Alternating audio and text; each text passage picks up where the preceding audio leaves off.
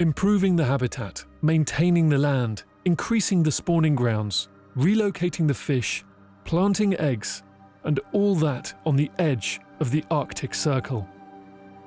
But how can they be sure it's the right approach? Gathering data from the field is vital to understanding the effects of the conservation work.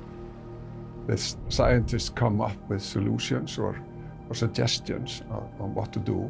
We try to do whatever they tell us to do, and then we feed them back with information from the area. What we're doing is to measure the juvenile density in the river, so we can compare that both between rivers, between years, and within the river, so we can see how the situation actually is.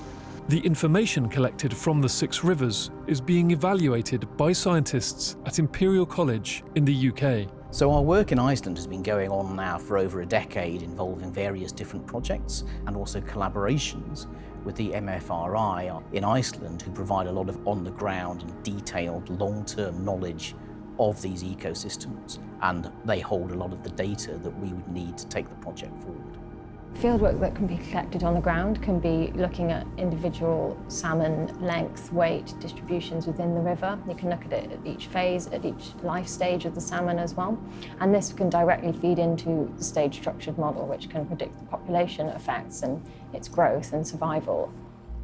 Born out of the hard work by the MFRI, these models mean that the impact of the project can be evaluated. And it doesn't stop there.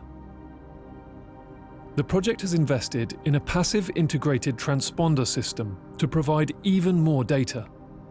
We put tiny little tags in the fish. We have 3 stations in the river where they detect them when they swim by. So we can see every time a fish with this little tag in it swims by a station like this one. So we can see either when they go down the river or when you're coming up the river. It's really clever because this little tag never runs out of battery, so we can follow them through their whole life cycle.